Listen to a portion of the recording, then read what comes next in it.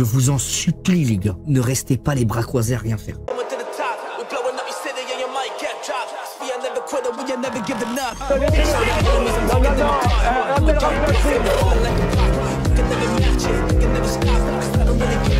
Vous fumez, monsieur? Le football, il a changé. Oui, peut-être. Ouais, c'est Laurent Delamouze, bienvenue aujourd'hui. Je sais même pas pourquoi je vous dis bienvenue alors que je suis maxi aigri aujourd'hui. Ça faisait 2 semaines que j'étais en vacances, mais aujourd'hui c'est fini. J'ai repris le travail. Et vous savez pourquoi j'ai repris le travail? Parce que vous me donnez pas d'argent. Il y en a pas un là qui a gagné au loto, un petit Qatari ou je sais pas quoi, qui dit tiens on va filer 1 ou 2 millions à Mousse. Non, rien du tout, bande de gueux. Bon allez, je vais me calmer. Après s'il y en a un ou deux qui va envoyer une planète, un lion ou un chihuahua, je sais pas quoi là, comme sur TikTok, envoyez. Il y a des mêmes faites pour l'or et elles se retrouvent dans la merde. S'il vous plaît. Messieurs, dames, avant de partir pour cette nouvelle vidéo, c'est le moment de soutenir la chaîne et moi-même en mettant votre plus gros pouce bleu, votre meilleur commentaire. On n'oublie pas de s'abonner et d'activer la cloche pour pas rater les prochaines vidéos. On fait de même sur la chaîne principale, la chaîne Mousse, où cette semaine, vu que j'ai des horaires très compliqués, ça va être un petit peu léger. On s'est fait hier la vidéo réaction à l'interview de la sœur de Mehdi Saucisson chez Samzira. Donc c'est ce que vous allez avoir mardi et vendredi parce que la vidéo est plutôt longue. Honnêtement, la vidéo est très intéressante. On est sur une vidéo réaction, mais il y a plein d'éléments dans cette vidéo. Je vous conseille de la voir. On me rejoint sur Instagram, sur TikTok, sur Twitch pour pas rater les lives du dimanche soir à 21h30. On va chercher à Bamboujans se met à l'aise. Et moi, je m'occupe du reste. Comment commencer une bonne vidéo si ce n'est avec un moment gênant? Et c'est ce que je vous propose en regardant le discours de rentrée de Gabriel Attal. Préparez une petite couverture. Il est possible que quelques frissons de gêne apparaissent sur votre corps.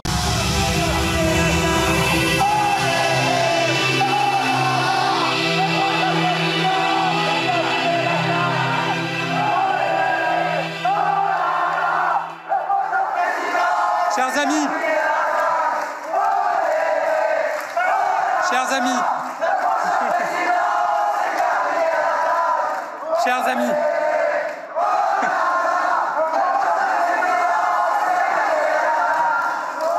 chers amis, merci. Ah ouais, la politique, ça a changé, hein. Maintenant, il y a même des hooligans. Hormis ça, Gabriel Attal nous a proposé un autre moment croustillant. Il a parlé du fait que les Français voulaient tourner la page du chaos, sauf qu'il a fait partie de ce chaos puisqu'il a été Premier ministre, il a été ministre d'Emmanuel Macron. Donc le chaos, c'est un petit peu le tien, Gabi, là. Hein. T'es mignon, tout ça, t'es jeune, tu présentes bien, mais on n'est pas totalement con non plus. Il faut être lucide. Il faut être lucide. Ces Français en viennent à attendre 2027 avec impatience. Ils attendent 2027 avec impatience pour tourner une page, celle du chaos, celle des vieilles recettes du passé, celle des vieux schémas, des vieux réflexes. Ils attendent 2027 pour mettre fin au jeu mortel de ces formations politiques qui continuent de semer la division et d'entretenir le chaos à longueur de journée, pour enfin renouer avec de grands projets. Ils attendent 2027 avec impatience, non pour le choix du pire, mais pour réussir. Tant de Français attendent, espèrent que 2027 sera le grand ressaisissement qui leur permettra de retrouver espoir. Mais en ce qui nous concerne, penser à cette échéance n'a de sens que si nous agissons pour le pays tel qu'il est aujourd'hui. Oui, je le dis, avant 2027, il y a 2025. Et nous avons le devoir de réussir pour notre pays. Je le dis le plus solennellement du monde.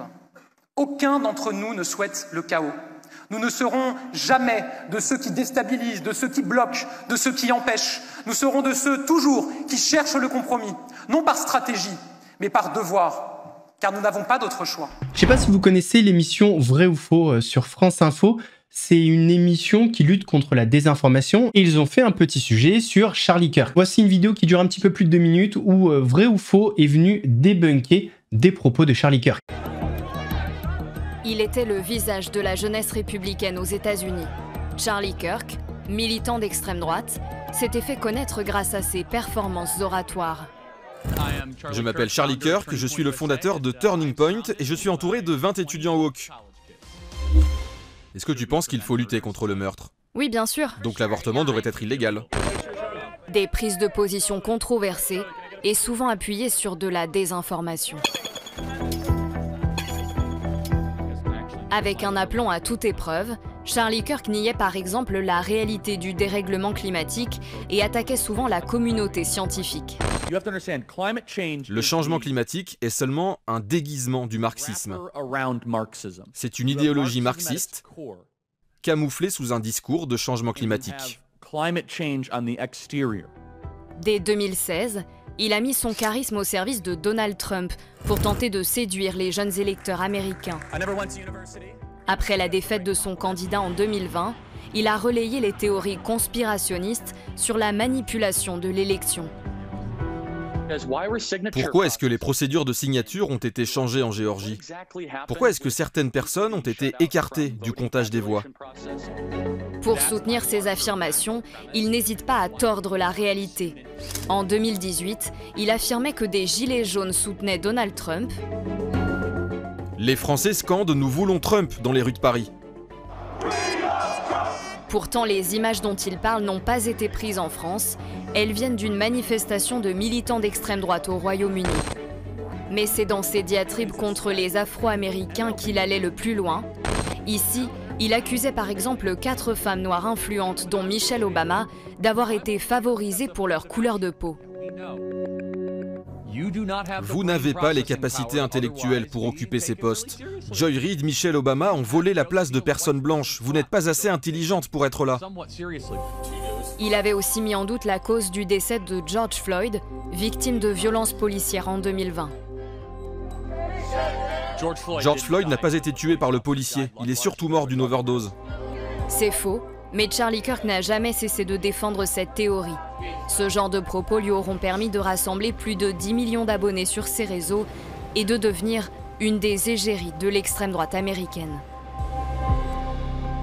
Sur le plateau de LCI, le fils de Nicolas Sarkozy, Louis Sarkozy, était encore invité et il s'est exprimé sur le sujet des retraites et il a une vraie proposition. Calmez-vous, hein, quand je dis vraie proposition, c'est sa proposition, il est maître de ses propos. Juste, je fais un petit teasing comme ça. Une réunion est prévue mercredi prochain avec l'intersyndicale. À quoi faut-il s'attendre? Qu'est-ce qu'on peut savoir? Et bon, et est-ce que l'âge des retraites peut encore être touché dans notre pays aujourd'hui? Il le faut. Il faut bien évidemment augmenter l'âge de départ à la retraite pour préserver le système. Vous me le mettez à quel âge? 67 ans? Moi, je serais pour une indexation sur l'espérance de vie. C'est-à-dire pour l'ôter, en vérité, de ce débat constant dans lequel il est aujourd'hui et de ce fait que c'est un totem politique qui suscite tant de tensions. On indexe ça à l'espérance de vie et basta. Ça donnerait quoi aujourd'hui? Parce que je suis sûr que vous y avez réfléchi. À peu près 66. D'accord. Je pense que ça serait 66, 66,5. Avec bien sûr quelques modifications. Pour ceux qui travaillent dans une mine toute leur vie, oui. Il y en a moins aujourd'hui qu'il y a 100 ans, et tant mieux. Mais bien sûr, après, il y a 1000 manips qu'on peut faire pour essayer d'alléger le coût du travail pour ceux qui ont des métiers difficiles. Mais il faut indexer ça, il me semble, sur l'âge, sur l'espérance de vie. Pourquoi? Parce qu'en faisant cela, ça devient une mesure scientifique, sociologique, et plus une mesure politique.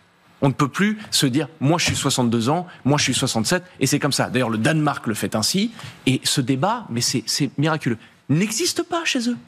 Le Danemark, pardonnez-moi que je rappelle, n'est pas suspecté d'être un pays d'extrême droite ou de fasciste. C'est quand même d'ailleurs l'exemple souvent soulevé par des gens du côté de Madame Garrido en disant « regardez comment ça marche bien avec toutes leurs mesures sociales, etc. » C'est ce qu'ils font.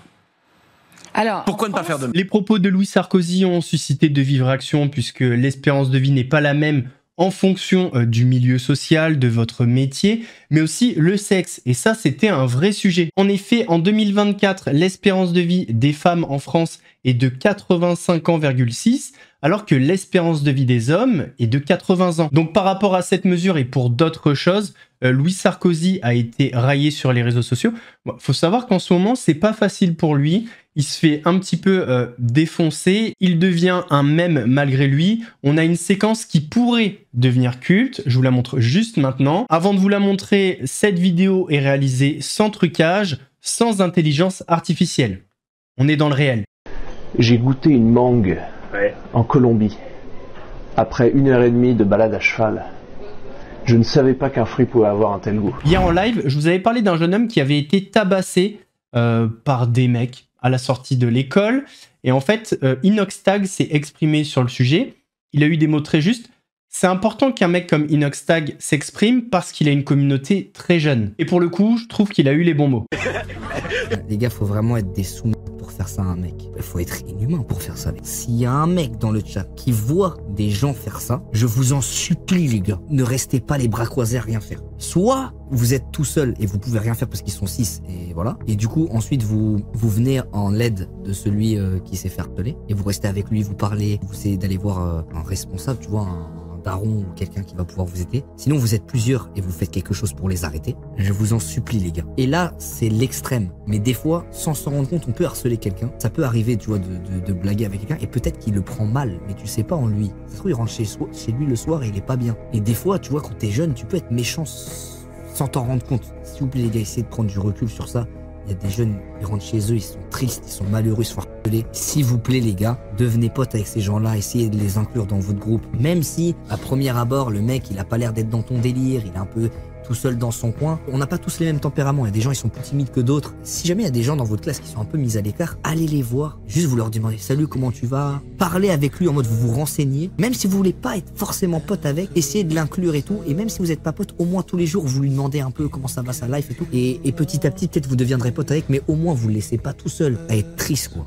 On a tous été à l'école et il y a tout le temps un gars qui est mis de retrait dans une classe. Tout le temps, les gars. Il y a tout le temps un mec qui est mis de retrait, tout le temps 2 ou 3 mecs qui sont mis de retrait. Dans les lycées ou dans les collèges, il y a toujours des mecs qui ont l'effet de groupe. Toujours des mecs qui ont un peu la classe dans les écoles. Bah, si vous êtes ce mec-là, il y a un groupe de potes, allez juste voir le mec. Même si vous voulez pas être ami avec, vous voulez parler, vous êtes sympa, vous essayez de dialoguer avec.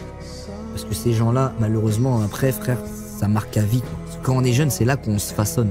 Et quand on est jeune, qu'on commence à apprendre, qu'on commence à avoir un comportement, à comprendre des valeurs. Et si dès que t'es jeune, on te met plus bactère, bah ça te marque à vie, quoi. Et du coup, tu te construis avec la haine des autres. Enfin, tu te construis pas correctement, quoi, malheureusement. Donc les gars, je compte sur vous. Demain à l'école, quand s'il y a un mec dans votre classe qui est un peu mis à l'écart, allez le voir et vous lui demandez comment ça va. C'est vraiment important. Si vous voyez un mec se faire bully ou frapper ou harceler, allez voir un responsable, allez le voir déjà le concerné, à essayer de lui parler, parce que des fois généralement les mecs comme ça ils sont tout seuls, personne leur parle, et ensuite aller voir un prof ou quoi. Je suis sûr que ça peut changer peut-être sa vie, j'en sais rien.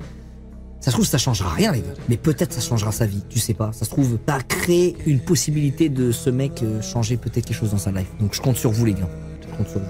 On en avait parlé il y a 2-3 vidéos, Jérém Star a fait de la garde à vue pour avoir interrompu une corrida. Là, il a pris la parole pour s'exprimer parce que certains blogueurs, lanceurs d'alerte, en fait Aquababe, grosso modo, s'étaient réjouis que Jérém Star fasse de la garde à vue, mais sans savoir exactement pourquoi. Dans cette prise de parole, Jérém Star parle même de possibles plaintes et de poursuites. Concernant les petits malins qui se sont foutus de ma gueule sur les réseaux, qui ne savaient pas que j'allais faire cette action et qui pensaient que j'allais faire de la garde à vue pour d'autres choses ou quoi, vous inquiétez pas. J'ai bien vu, mes avocats ont bien vu, mes huissiers également ont bien scruté tout ce qui se passait sur Internet et ont fait les constats nécessaires pour les personnes qui sont opposées à moi dans certains procès. Donc j'y répondrai en temps voulu, mais en tout cas pour l'instant tout a été constaté et puis je pense que les personnes se sont ridiculisées elles-mêmes. Je prendrai le temps d'y répondre plus tard, hein. Voilà, là je vais profiter de mon lit, de mon appartement, mais oui, vous inquiétez pas, j'ai bien vu.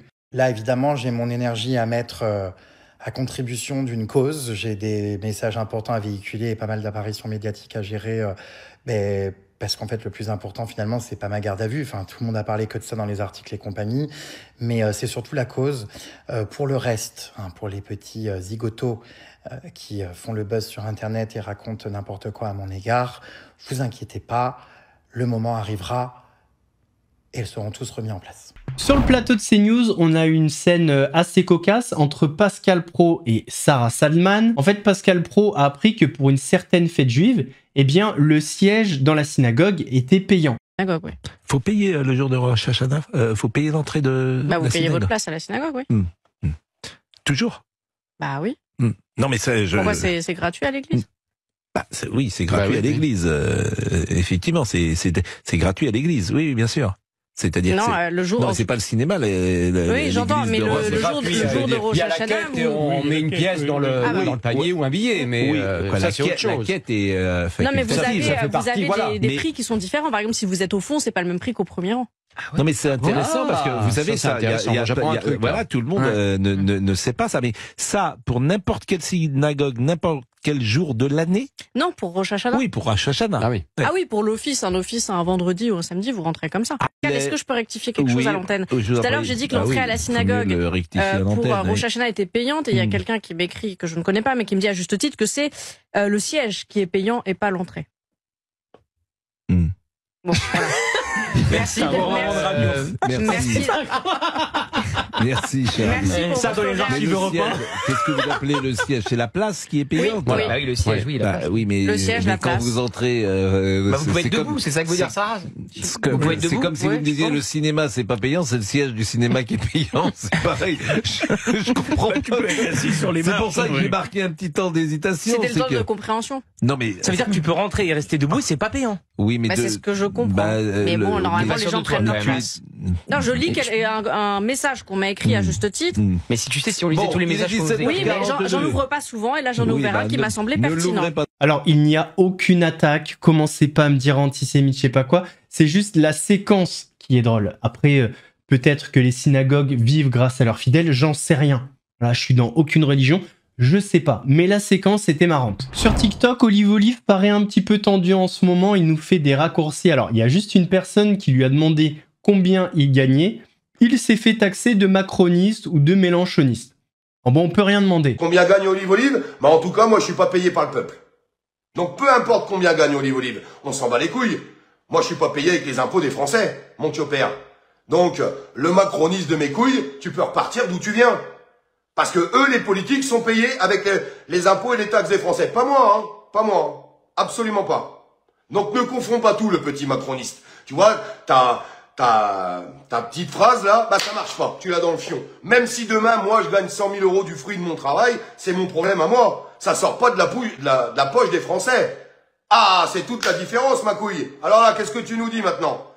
Allez, dégage le macroniste, rentre chez toi. Macroniste ou mélenchoniste, je serais pas étonné parce que les deux vont bien ensemble, vous êtes à part égale maintenant. Si je m'énerve, t'es obligé de t'énerver. Parce que tu sais, plus tu la ramènes, plus tu sors des vérités, plus t'es attaqué. Ça me rassure. Parce que si t'es pas suivi et que tu dis que de la merde, t'es pas attaqué, les gens s'en battent les couilles. Bon, lui, il est pas dangereux, lui. On s'en bat les couilles, il dit rien, pipi, caca. Par contre, quand tu sors des vérités qui plaisent pas aux macronistes ou même aux mélenchonistes, hein, parce que là, j'ai parlé du drapeau français. Vous savez, c'est quoi le plus gros répulsif aujourd'hui des mélenchonistes? Bah c'est ça. Vous mettez ça, vont tous se barrer, ça leur donne envie de vomir. Les cagnottes que t'as fait, notamment pour les gilets jaunes, dont personne n'a vu la couleur, la voiture que t'as vendue avec des vis cachées, etc., etc., on en parlera bientôt. Puis arrête de faire style avec ton drapeau, etc. Pendant les gilets jaunes, après, pendant, avant, tout ce que tu veux, tu l'as jamais sorti. Voilà. Arrête. On notera aussi que t'avais dit que quand t'aurais la monétisation sur TikTok, tu partagerais les revenus. Bon, la monétisation, tu l'avais depuis des années hein, sur Facebook et YouTube. T'as jamais rien partagé.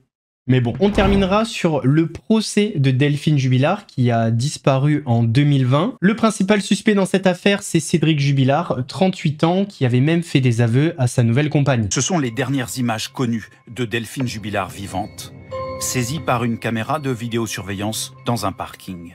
La jeune femme regagne son domicile de Cagnac-les-Mines dans le Tarn. Et dans la nuit, elle disparaît. Delphine Jubilard, 33 ans à l'époque, n'a plus jamais donné de nouvelles. 4 ans et demi d'enquête, pas de corps, peu d'indices, mais un suspect, son mari, Cédric Jubilard. C'est lui qui appelle les gendarmes pour signaler la disparition. Bonjour, je ne sais pas où est ma femme. Il n'y a pas de problème particulier, vous ne vous êtes pas disputé?